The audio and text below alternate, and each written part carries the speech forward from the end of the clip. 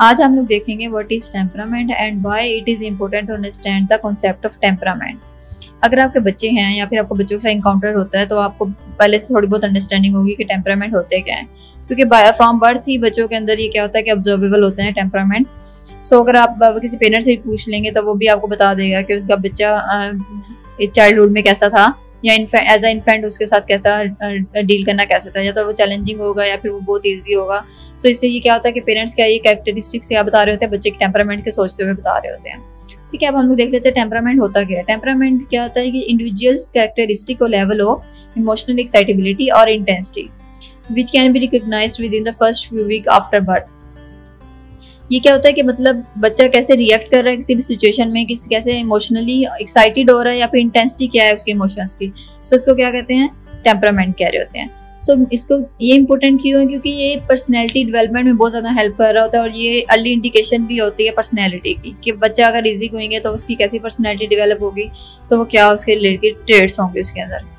अब हम लोग टाइप्स देख लेते हैं इसकी, कौन कौन सी टाइप्स होती हैं। 3 टाइप्स हैं इसकी, difficult babies, easy babies, slow to warm up babies. Difficult babies क्या होता है, मोस्टली इरिटेटेड होते हैं, इरिटेटेड रहते हैं या फिर फजी होते हैं, ज़्यादातर इजीली अपसेट हो जाते होते हैं और इनके जो फीडिंग स्केड्यूल होते हैं वो अनप्रिडिक्टेबल होते हैं। ठीक है, क्योंकि एज अ बेबी या इन्फेंट के अंदर ज़्यादा इंपॉर्टेंट क्या होता है, फीडिंग स्केड्यूल ही होता है। सो वो क्या होता है, वो अनप्रिडिक्टेबल होता है इन बेबीज़ के अंदर। ईजी बेबीज़ क्या होता है, बहुत ज़्यादा काम और रिलैक्स रहते हैं। मोस्टली क्या होता है, इनके फीडिंग स्केड्यूल प्रिडिक्टेबल होते हैं, उसी को वे फॉलो कर रहे होते हैं ये। लेकिन ये क्या होता है, ये फ्लेक्सिबल भी होते हैं। ठीक है, विद द डेज ये फ्लेक्सिबल भी होते हैं और फ्रेंडली होते हैं और they can be seen as a friendly and happy.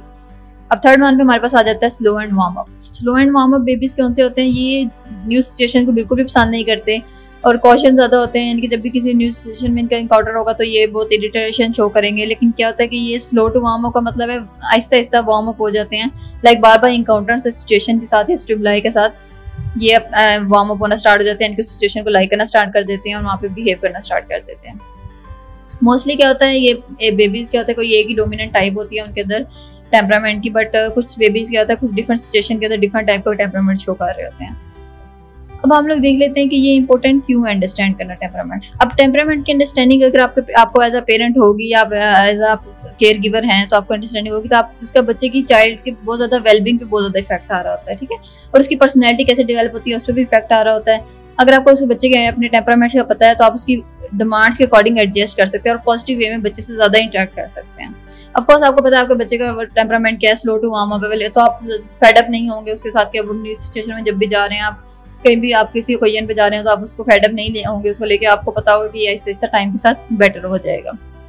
अब हम लोग देख लेते हैं कि इसकी में हेरिडिटी का इंपॉर्टेंस ज़्यादा है या फिर इन्वायरमेंट का।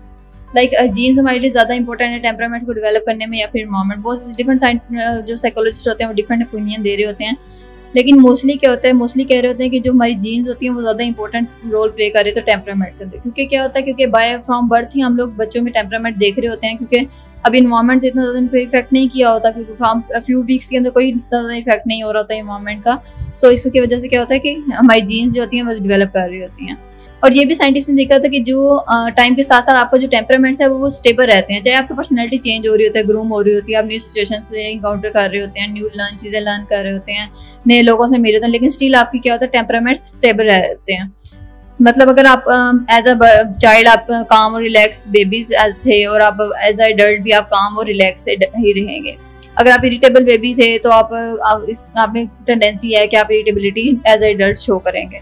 और अगर आप low to warm up infant से तो आप क्या होगा कि आप शाय होंगे और डिस्टेंट फील करेंगे लोग आपसे, लेकिन जब आपको जानने लगेंगे तो आप ऑफकोर्स आपके क्लोज फील करेंगे। सो ये कुछ डिफरेंट टेम्परामेंट थे और इसकी टाइप्स थी जो कि आज आप लोगों ने लर्न किया। आई होप सो ये आपको हेल्प करेगी आपके बेबी को अंडरस्टैंड करने में बेटर वे में। So see you in the next video.